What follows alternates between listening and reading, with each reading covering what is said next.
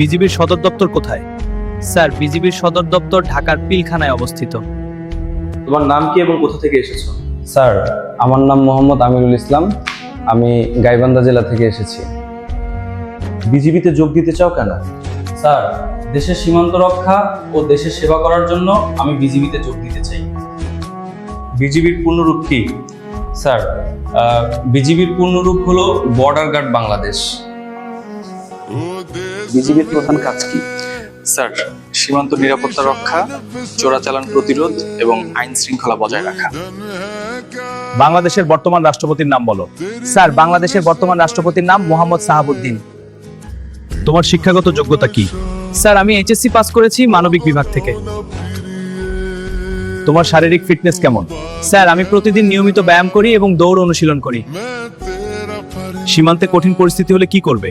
Sir, আমি ধৈর্য ও সাহসের সাথে দায়িত্ব পালন করব। বিজিবির সদর দপ্তর কোথায়? স্যার, বিজিবির সদর দপ্তর ঢাকার পিলখানায় অবস্থিত। তোমার শক্তি কি?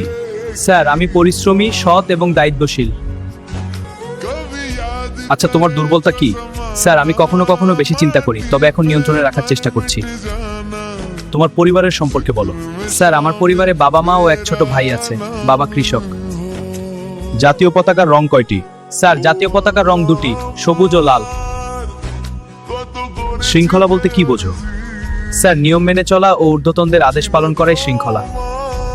যদি রাতের ডিউটি দেওয়া হয়? স্যার, যে কোনো সময় দায়িত্ব পালনে আমি প্রস্তুত। তোমার জীবনের লক্ষ্য কি? স্যার, একজন সৎ ও দক্ষ সৈনিক হয়ে দেশের সেবা করা। চোরাচালান দেখলে কি করবে? স্যার, আইন অনুযায়ী ব্যবস্থা নিয়ে ঊর্ধ্বতন কর্মকর্তাকে জানাবো। দলগত কাজ সম্পর্কে তোমার মতামত কি? স্যার, দলগত কাজ সফলতার মূল চাবিকাঠি। কেন তোমাকেই নির্বাচন করব? স্যার, আমি সৎ, পরিশ্রমী এবং দেশের প্রতি নিবেদিত প্রাণ। শেষ কথা কি বলতে চাও? স্যার, সুযোগ পেলে আমি সততা ও নিষ্ঠার সাথে দায়িত্ব পালন করব। আসসালামু আলাইকুম আমার প্রিয় ভাই ও বোনেরা, এভাবেই বিজিবির মৌখিক পরীক্ষা হয়ে থাকে। বিজিবিতে যোগ দিতে চাইলে সম্পূর্ণ ভিডিওটা দেখা প্রয়োজন। এরকম নতুন ভিডিও পাওয়ার জন্য আইডিতে ফলো দিয়ে সাথেই থাকুন। ধন্যবাদ।